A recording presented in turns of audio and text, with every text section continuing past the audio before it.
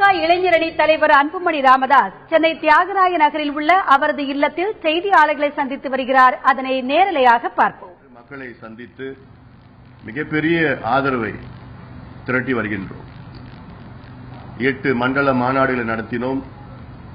கிட்டத்தட்ட 18 மாவட்டங்களில் மது ஒழிப்பு ஆர்ப்பாட்டங்கள் லட்சக்கணக்கான தாய்மார்கள் பெண்களை வைத்து நடத்தினோம்.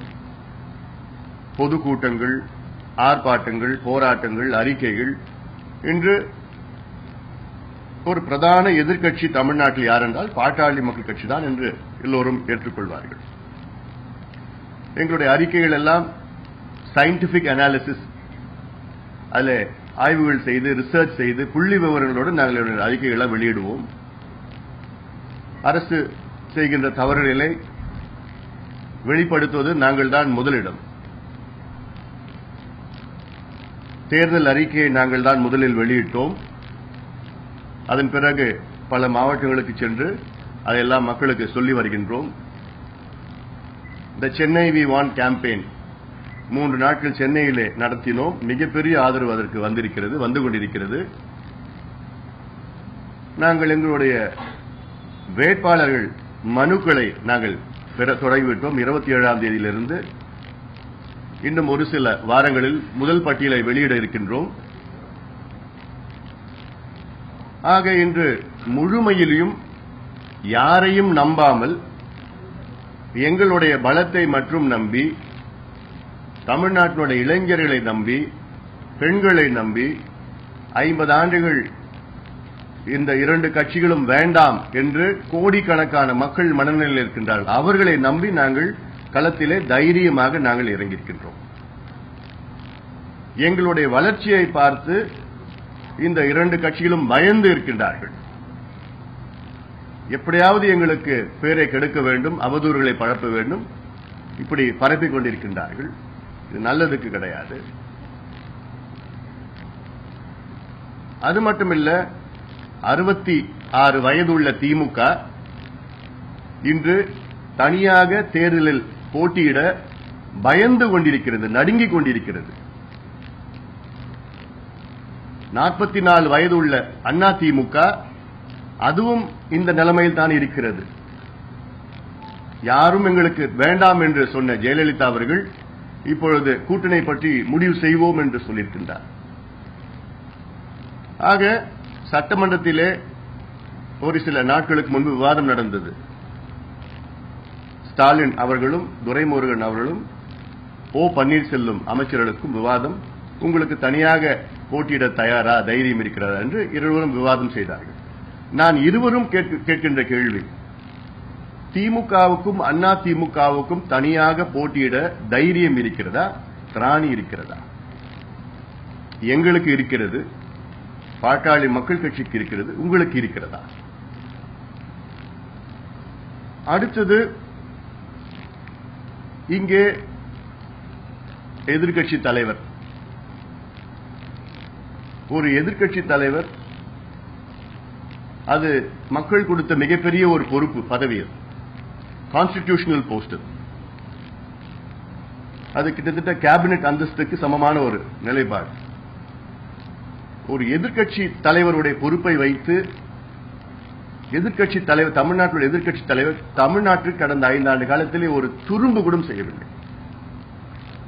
4.5 ஆண்டு காலமாக உறங்கிக் கொண்டிருந்த அவர் இன்று தேர்தல் வந்துவிட்டது என்று விழித்துக் கொண்டிருக்கின்றார். சட்டமன்றத்திற்கு செல்வது கிடையாது,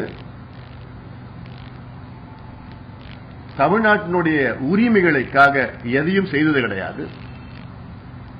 தேர்தல் வந்தால் வெளியில் வருவார்கள், இல்லை ஏன் உறங்கிக் கொண்டிருப்பார்கள். இப்படி ஒரு எதிர்க்கட்சி தலைவர். ஆக இன்று தமிழ்நாட்டினுடைய மக்கள் ஒரு நல்ல முடிவு எடுத்து விட்டார்கள். இந்த 2 கட்சிகளும் வேண்டாம் என்ற முடிவு தெளிவாக எடுத்திருக்கிறார். வெள்ளத்துக்கு பிறகு அந்த உறுதிப்படுத்தப்பட்டிருக்கிறது. காரணம், நாங்கள் போகின்ற இடங்களெல்லாம் அவ்வளவு வரவேற்பு, குறிப்பாக இளைஞர்கள் மத்தியில் அவ்வளவு வரவேற்பு, மாற்றம் வேண்டும் என்று வரவேற்பு இருக்கிறது. இந்த நிலைப்பாட்டிலே எங்களுக்கு தெளிவான நாங்கள் முடிவெடுத்திருக்கின்றோம். திமுக அண்ணா திமுகவை தவிர வேறு யார் வேண்டுமானாலும் எங்களுடன் வரலாம். வந்தால் மகிழ்ச்சி, வரவில்லை என்றால் மிக்க மகிழ்ச்சி. யாரையும் நம்பி நாங்கள் இந்த களத்தில் இறங்கவில்லை. எங்களுடைய பலத்தை நம்பி நாங்கள் இருக்கின்றோம். இன்று தமிழ்நாட்டில் உள்ள அரசியல் கட்சிகள் மத்தியிலே தன்னம்பிக்கை உள்ள ஒரே கட்சி பாட்டாளி மக்கள் கட்சி மட்டும்தான். எங்கள் மீது எங்களுக்கு நம்பிக்கை இருக்கிறது.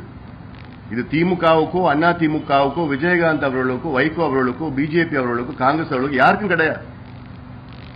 ஏன்னா இவர் அத்தனை பேரும் கூட்டணி பேரம் பேசிக் கொண்டிருக்கின்றார் கட்சிகள். ஆனால் நாங்கள் அதை பற்றி எங்களுக்கு கவலையே கிடையாது. எங்கள் மீது எங்களுக்கு நம்பிக்கை, தன்னம்பிக்கை இருக்கிறது. இளைஞர்கள் மீது எங்களுக்கு நம்பிக்கை இருக்கிறது. பெண்கள் மீது, தாய்மார்கள் மீது மாற்றம் வேண்டும் என்று கோடிக்கணக்கான மக்கள் மீது அந்த நம்பிக்கையில தான் இந்த முடிவை நாங்கள் எடுத்து நாங்கள் களத்தில் இருக்கின்றோம். ஆக எங்களை பற்றி தேவையில்லாத அவதூறுகளை தயவு செய்து பரப்பாதீர்கள்.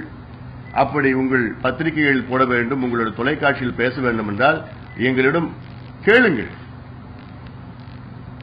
விளக்கம் கேளுங்கள். கேட்ட பிறகு நீங்கள் போடுங்கள்.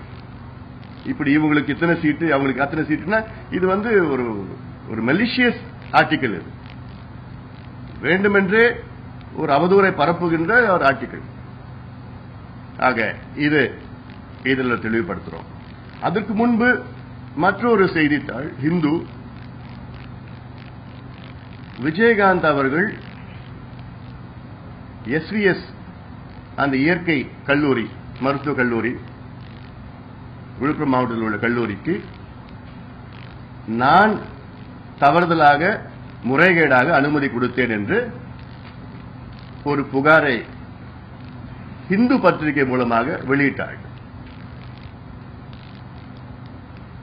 அது அந்த செய்தியை பார்த்தாலே தெரியும், அதோ பேரை அசிங்கப்படுத்தணும்னு ஒரு செய்தி. அது பேரை போட்டு,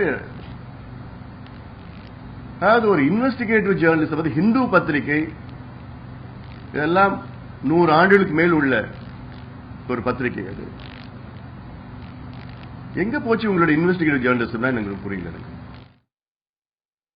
செய்தியாளர்களிடம் பேசிய பாட்டாளி மக்கள் கட்சியின் இளைஞரணி தலைவர் அன்புமணி ராமதாஸ், வரவிருக்கின்ற சட்டப்பேரவை தேர்தலில் திமுகவுக்கும் அதிமுகவுக்கும் தனியாக போட்டியிட தைரியம் இருக்கிறதா என்று கேள்வி எழுப்பினார்.